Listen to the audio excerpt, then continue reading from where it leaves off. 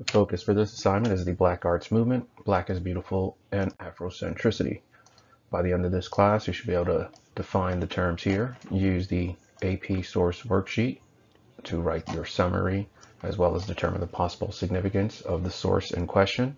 And then you also want to respond to the task as they appear in boxes on various slides. All highlighted items represent definitions, terms that you want to treat as definitions.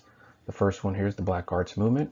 And if you understand the Harlem Renaissance, this is going to be easy because it's very similar. We're looking at Black art and how the Black art of the Harlem Renaissance in the 1920s was trying to explain the Black experience in America. So what separates the Harlem Renaissance from the Black Arts Movement? One thing would be the year. This is happening in the 1960s going into the 1970s. The different items down here, the creation of publishing houses, which means if Black Americans control the publishing houses, then they are not going to be edited if there's anything in there that's offensive potentially to white America. Also, the attempt to try to incorporate African American studies. This is an image from Unit 1 that we have already looked at, as well as some of the items that are down here. Notice how they're talking about the tradition of a Black culture. So we're starting to see what that looks like. One of the names in the AP framework, Elizabeth Catlett, and her work, which focuses on intersectionality, the overlap of race, class, gender. I was able to find this link. This link has a list of some of her work, but none of these are in the AP framework. The one that is this one right here. It's this image which makes use of the Black Panther referencing the Black Power movement. And one of the things that's also different with this movement in comparison to the Harlem Renaissance is its focus on Africa, trying to connect the African American experience to Africa, as well as an emphasis on the Black is Beautiful campaign. As mentioned before, an attempt to try to reestablish a connection with Africa. You see symbols starting to be used, the symbols from Ghana and the Sankufa bird, as it mentions down here. This is all about trying to embrace and trying to recognize and identify what it means to be African, which is going to shed some light on what it means to be African American in the United States and trying to make a connection between those two. Here we have a poem, Legacy. Notice the author talks about what it's like to be in the South, growling under the trucks and stoves, stumbling through and over the cluttered eyes of early mysterious night. What you want to think about here is, would this be applicable to white America?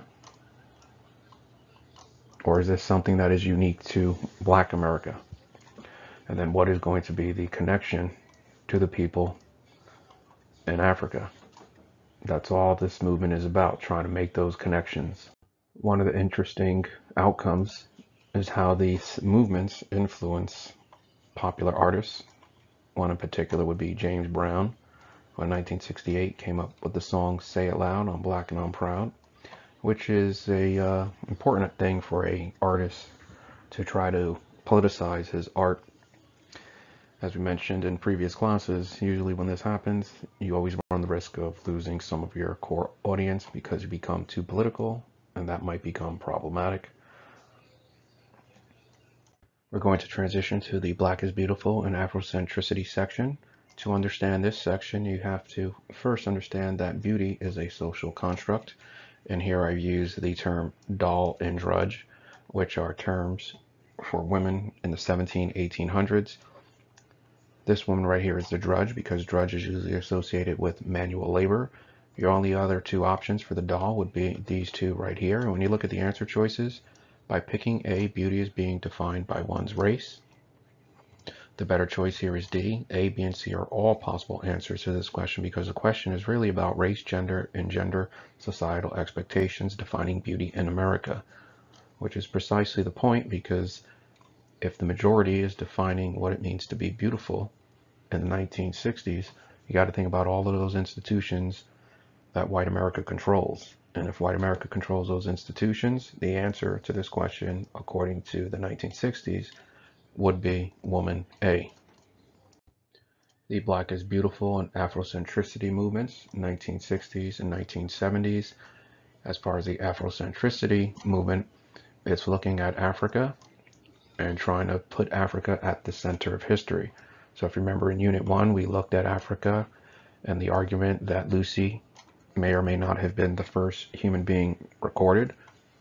By placing the center of humanity in Africa, that is a contribution to humanity. That is something to be proud of, which is precisely what this movement is about. It's going back to Africa, trying to dig out what is significant and unique about Africa, and trying to incorporate that into what it means to be African American. We also have this image here, which was from Unit 1, where they were trying to establish a education program that was about what it means to be Black, as it mentions here, Black Studies National Conference. It's about incorporating African studies into general education. More on the Afrocentricity, blurs its distinction across ethnicities within the African diaspora. That right there seems to be an issue because we've talked in previous units about people from the Caribbean. So people from the Caribbean, if we only focus on Africa, that might potentially leave these individuals out of that particular experience.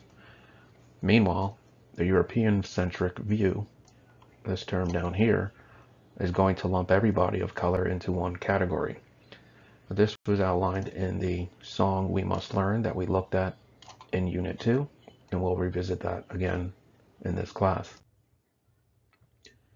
How beauty is defined, the next couple slides have images. An advertisement for Rye Crisp. Who is defining beauty? Notice everybody in the picture. There's not one Black human being in there. Another icon for the 1960s defining beauty, Jane Fonda, who starred in the film Barbarella, 1968. Keep in mind that the movie industry is controlled by white America, and if they're the ones casting people and the role is supposed to be of a sexual nature, then they're the ones defining beauty. In comparison to the 1970s blaxploitation films, where women like Pam Grier were exploited in some of their films, but she would be a sexual icon for the blaxploitation cinema genre that became popular in the 1970s. So again, we want to think about this question: how is beauty being defined? One of the issues that's crucial to understanding the Black is Beautiful campaign is the embracing of natural hair. We'll watch this clip here. Kathleen Cleaver will address the issue. And Vanessa Williams in the 1980s definitely made America reevaluate the expectation of beauty when she won the Miss America beauty pageant. Notice the different hairstyle. This would not be something that the Black is Beautiful campaign would advocate for. They would advocate for a hairstyle that's similar to this. Because if you are changing your hairstyle to look like this, then that means you are conforming to the white expectation of beauty standards. The Black is Beautiful combined with the Afrocentric view is going to try to embrace natural hairstyles. This was outlined in the documentary Good Hair by Chris Rock. And remember, in prior classes we addressed the issue that this is the way they see us, or this is the way Black Americans are being portrayed, in comparison to white Americans that are being portrayed in a more civil manner, not a caricature as Jim Crow was. How is beauty defined? At this point, it's being defined by the majority society. To expand on this idea, we're going to watch this clip from Tyra Banks on ethnic tweaking. The story of Renee Rogers versus American Airlines. I believe this was 1981. In 1981, she was told by American Airlines that she could not keep her hairstyle because it was not in sync with their uniform grooming policy, as it mentions here. and she sued, arguing that this was a racial, culturally historic hairstyle. As it mentions here, cornrows has a special significance for Black American women, and the argument here was that this was one of race that trumps their policy regarding how workers are supposed to dress. Some images from the AP framework. This image here, and we see a couple of items. Notice the natural hairstyle as well as the dashiki that they are all wearing, which is a reference to embracing African culture. Here we have a poem by Maya Angelou, and what you want to do here is identify the references that are in bold or that are highlighted. So you want to look at the section here. You may write me down in history with your bitter, twisted lies. Does my sexiness upset you? And when I see these lines here, I can't help but think of the song Can't Turn Me Around that we looked at a couple of classes ago. Some additional information. Kathleen Cleaver, who was focusing on natural beauty. Malefia Sante coins the term Afrocentricity, and then you start to see some influence of these movements within the jazz genre. A couple of other items here.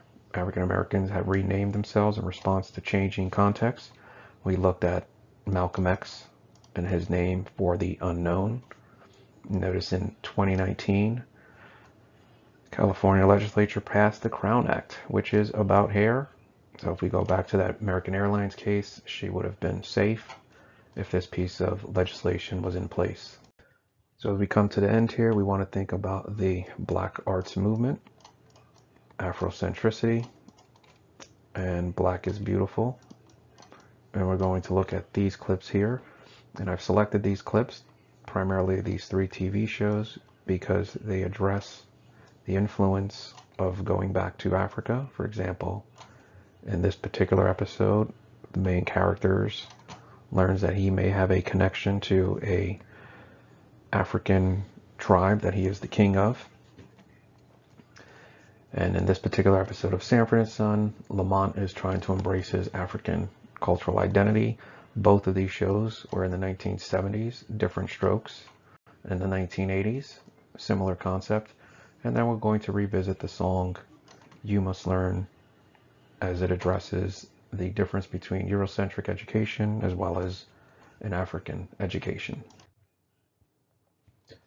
If we have time, the online task, we're going to do some quick Google searches for the Black Arts Movement. I was able to find this website, which had a collection of sources from the movement. One in particular was this one here.